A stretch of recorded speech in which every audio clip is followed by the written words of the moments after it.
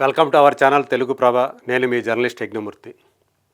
రీసెంట్గా తమిళనాడులో కరూర్లో జరిగినటువంటి ఒక తొక్కిసలాట, ఒక అత్యంత బాధాకరమైనటువంటి విషాదకరమైనటువంటి ఘటన చూసాం.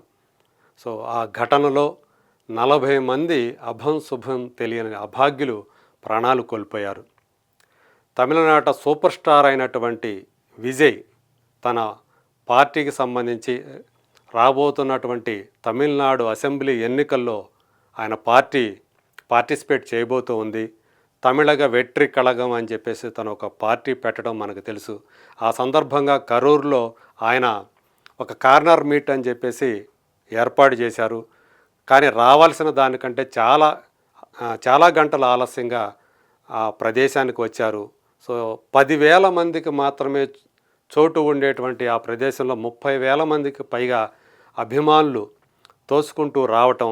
సో అంతమందిని అంటే ఏదైతే బందోబస్తు ఉందో పోలీసు బందోబస్తు అది తగిన విధంగా లేదు. అందువల్లే వాళ్ళు లాఠీ చార్జ్ చేయటం వల్ల, అంటే జనాల్ని అదుపు చేయడానికి పోలీసులు లాఠీ చార్జ్ జరపటం వల్ల జరిగినటువంటి ఆ తొక్కిసలాటలో చిన్నపిల్లలు సహా దాదాపు 10 మంది పిల్లలు, మైనర్లు ప్రాణాలు కోల్పోయారంటే గుండెలు అవిసిపోతున్నాయి.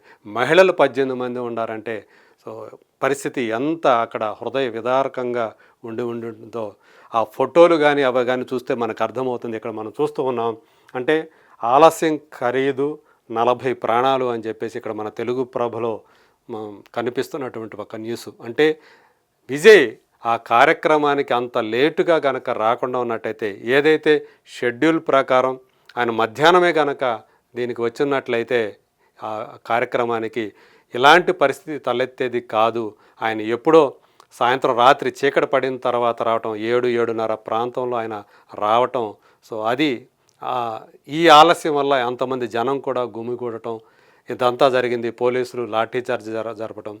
సో పిల్లల్ని పట్టుకొని పరిగెత్తుతున్నటువంటి తల్లిదండ్రులు, వాళ్ళు పెద్దలు, ఆ సన్నివేశాలన్నీ కూడా ఎంత హృదయ విదారకంగా ఉన్నాయో అంటే చూస్తేనే ఎవరికైనా సరే గుండెలు అవిసిపోతాయి, చలించిపోతారు, ఒక్కసారిగా వణుకు పుట్టేస్తుంది. సో మొత్తం అక్కడ కూడా మనం చూస్తే ఎక్కడ పట్టిన ఈ చెప్పులు ఇవన్నీ కనిపిస్తూ ఉన్నాయి. మనం చూడండి అసలు మొత్తం అక్కడంతా కూడా అంటే తొక్కిసలాట జరిగింది ఏ స్థాయిలో జరిగింది అనటానికి ఇదే ఒక ఉదాహరణగా మనకి కనపడుతుంది. అందుకని దీనికి చెదిరిన బతుకులకు ఆనవాళ్ళు అంటూ తెలుగు ప్రభ దానికి క్యాప్షన్ పెట్టింది. సో ఇది అంటే మొత్తానికి ఈ కార్నర్ మీటింగ్ ఏదైతే ఉందో నిజంగా ఒక పెను విషాదానికి తావిచ్చింది. అంటే సాధారణంగా రాజకీయ నాయకులు ఏవైతే ఈ బహిరంగ సభలో పెడతారో, ప్రజలు పాల్గొనేటువంటి మీటింగ్లు ఏవైతే కండక్ట్ చేస్తారో దానికి ఖచ్చితంగా పోలీసు బందోబస్తు, తగిన విధంగా పోలీసు బందోబస్తుని ఏర్పాటు చేయాల్సిన బాధ్యత రాష్ట్ర ప్రభుత్వం మీద ఉంది. ఈ విషయంలో రాష్ట్ర ప్రభుత్వం ఫెయిల్ అయింది. పోలీసు బందోబస్తుని తగిన విధంగా ఏర్పాటు చేయలేదని చెప్పేసి ఇప్పటికే ప్రతిపక్ష నాయకులు పళనిస్వామి లాంటి వాళ్ళు సో ప్రభుత్వాన్ని కార్నర్ చేస్తూ విమర్శించడం కూడా మనకి కనిపిస్తుంది. విజయ్ అయితే సాధారణంగా తను ఏ ఉద్దేశంతో ఈ పార్టీ పెట్టాడంటే మొత్తం తమిళనాట మార్పు కావాలి, పాలన విషయంలో మార్పు కావాలి, ప్రజల జీవితాలు ఆ మార్పు కావాలి, అవి మార్పు చెందాలి, బాగుపడాలి ప్రజల జీవితాలు అని చెప్పేసి ఆ ఉద్దేశంతోనే తను ఒక రాజకీయ పార్టీ పెట్టాడు. ఇప్పుడు ఏదైతే జననాయకన్ అని చెప్పేసి ఒక సినిమా చేస్తూ అదే తన చివరి సినిమాను కూడా తను ప్రకటించారు. మరి అలాంటి వ్యక్తి ఇలాంటి ఒక స్టాంపిడ్కి, తొక్కిసలాటకి కారణమవుటువంటి ఆయనకు కూడా ఇది ఒక రకంగా చెప్పాలంటే పెద్ద షాకు. ఆయన ఆ దిగ్భ్రాంతి నుంచి ఆయన కూడా కోలుకోలేదు. ఇది అందరికీ కూడా ఒక పాఠం కావాలి. ఇప్పుడు సోషల్ మీడియాలో ఒక డిమాండ్ వినిపిస్తోంది.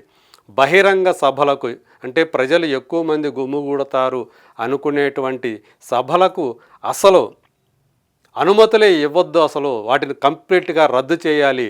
ఈ విషయమై ప్రభుత్వాలే కాదు న్యాయస్థానాలు కూడా జోక్యం చేసుకుని ఇట్లాంటి కేసుని సుముటోగా స్వీకరించి అసలు మొత్తం బహిరంగ సభల్నే బ్యాన్ చేసేసేయాలి. ఎందుకంటే ఇది డిజిటల్ యుగం. ప్రజలకి ఏ సందేశం ఇవ్వాలన్నా సరే వాళ్ళు ఒక వీడియో రూపంలో తీసి బహిర్గతం చేయవచ్చు. అది చాలు ప్రజలకి, అదే పిలుపుగా వాళ్ళు భావించి ప్రభావితం అవుతారు. ఇలాంటి డిజిటల్ యుగంలో ఇలా భౌతికంగా ఇలాంటి బహిరంగ సభలు పెట్టి ప్రజల ప్రాణాలకి, సో వాళ్ళకి అంటే ఆ ప్రజా ప్రాణాలను విలువ లేకుండా వాళ్ళ ప్రాణాలకు పెనుముప్పు వాటిల్లే విధంగా ఇలాంటి సభలు పెట్టడం జరుగుతున్నప్పటికీ కూడా, అంటే ప్రమాదాలు జరిగే అవకాశాలు ఉన్నాయి. ఒకవేళ ఎక్కువ మంది జనం వస్తే వాళ్ళని ఎలా కంట్రోల్ చేయాలి, ఆ మెకానిజం ఏంటి, దాన్ని ఎలా మేనేజ్ చేయాలి, అది ఆ జాగ్రత్తలు ఏవి పాటించకుండా కనుక ఇలాంటివి చేస్తే సో ఇలాంటివే జరుగుతూ ఉంటాయి. గతంలో కూడా ఇలాంటి తొక్కిసలాట్లు అనేక సందర్భాలు కేవలం బహిరంగ సభల్లోనే కాకుండా జాతరల్లో, అలాగే పెద్ద పెద్ద పుణ్యక్షేత్రాల్లో జరిగేటువంటి తీర్థయాత్రలో కానివ్వండి, అట్లాంటి విషయాల్లో కూడా ఈ జరుగుతూ ఉన్నాయి. ఇలాంటి ఉత్పాతాలు జరుగుతూ ఉన్నాయి, ఇలాంటి దుర్ఘటనలు జరుగుతూ ఉన్నాయి. తొక్కిసలాట్లు జరిగి అమాయకుల ప్రాణాలు బదులు చిన్నపిల్లలు వాళ్ళు ఏం పాపం చేశారని వాళ్ళకి ఏం తెలుసని, కానీ తమ అభిమాన కథానాయకుడిని చూడటం కోసమే కదా వాళ్ళు వచ్చారు. వాళ్ళకి ఏం తెలుసు ఇలాంటి జరుగుతుంది, కేవలం వాళ్ళ హీరోని చూడాలి అనేటువంటి, తమ నాయకుడిని చూడాలి అని చెప్పేసి ఆ అభిలాషతోనే వాళ్ళందరూ కూడా వస్తారు. మరి అలాంటి వాళ్ళ మీద ఇలాంటివి, అంటే ఇక్కడ పోలీసులు కూడా అత్యుత్సాహం చూపించారు, వాళ్ళు లాఠీ చార్జ్ చేయటం వల్ల కూడా ఈ తొక్కిసలాట జరిగింది అని చెప్పేసి విమర్శలు వినిపిస్తూ ఉన్నాయి.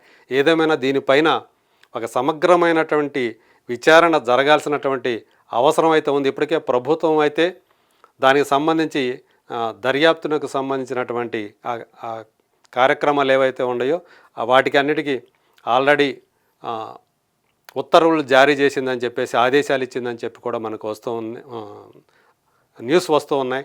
మరి చూద్దాం ఈ ఈ ఏదైతే ఈ తొక్కిసలాట వల్ల జరిగినటువంటి ప్రజల ప్రాణాలు ఏవైతే కోల్పోయారో వీళ్ళకి ఎంత డబ్బులు ఇచ్చినా ఏమిచ్చినా కానీ అది పై కంటి తుడుపు చర్యలే తప్ప పోయిన ప్రాణాలైతే తిరిగి రావు కదా. ఇది ఒక్కటి చాలు. సో ఈ అన్నిటికంటే ముఖ్యం, డబ్బు కంటే ఇంకొక దేనికంటే కూడా ప్రాణం, మనిషి ఉండటం ముఖ్యం. సో ఆ మనిషే లేకపోయిన తర్వాత ఆ డబ్బు ఏం చేసుకోను అని చాలామంది ప్రశ్నిస్తూ ఉన్నారు. సో అక్కడ మనకి ఆ రోజు అది జరిగినప్పుడు, ఆ ఘటన జరిగినప్పుడు అక్కడ కనిపించినటువంటి ఆ ఆ వాతావరణం కానివ్వండి, సో అంటే ఆ స్టాంపీడ్ అనంతరం, ఆ తొక్కిసలాట అనంతరం అక్కడ కనిపించినటువంటి ఆ సన్నివేశాలను చూస్తూ ఉంటే నిజంగానే వణుకు వచ్చేస్తూ ఉంది. ఆ తల్లుల రోదనలు, ఆ తండ్రుల రోదనలు, వీటన్నిటికీ ఎవరు మరి బాధ్యత ఎవరు తీసుకోవాలి? ప్రభుత్వానిది బాధ్యత, వాళ్ళు తీసుకోవాలా? అలాగే ఎవరైతే దీన్ని కండక్ట్ చేశారో సో విజయ్, ఆయన పార్టీకి సంబంధించిన వాళ్ళు దీనికి బాధ్యత వహించాలా? ఎవరు వహించాలి? ఇప్పుడు ఇదే ప్రశ్న. దీని మీద ఖచ్చితంగా రాబోయే రోజుల్లో కూడా విరివిగా చర్చ జరగాలి. అసలు బహిరంగ సభలు అనేవి, ఎక్కువ మంది జనం వచ్చేటువంటి బహిరంగ సభలు ఏవైతే ఉన్నాయో వాటికి ఏదో విధంగా ఒక విధి విధానాలని రూపొందించి అక్కడ ఎలాంటి ఇబ్బంది కలగదు, తొక్కిసలాట జరిగే అవకాశాలు ఏమీ లేవు, ఎలాంటి గొడవలు జరగవు, ఎవరి ప్రాణాలకి హాని జరగదు అనేటువంటి ఒక గ్యారంటీ ఉంటే తప్ప ఆ బహిరంగ సభలకు అనుమతులు ఇవ్వకూడదు. అసలు రద్దు చేసేస్తే గొడవే లేదు అని చెప్పేసి చాలామంది మరి కోరుతూ ఉన్నారు. మరి రాబోయే రోజుల్లో దీనికి సంబంధించి ఏదో ఒక విధి విధానాలు రూపొందించాల్సినటువంటి అవసరం అయితే మనకు కలుగుతుంది. ప్రస్తుతానికి అంటే ఇక్కడ ప్రాణాలు కోల్పోయినటువంటి అభాగ్యులకి, అమాయకులకి, వాళ్ళందరికీ కూడా వాళ్ళ కుటుంబాలకి సానుభూతి తెలియజేద్దాం, సంతాపం తెలియజేద్దాం. వాళ్ళకి అండగా అందరూ కూడా నిలవాలని చెప్పేసి కోరుకుందాం.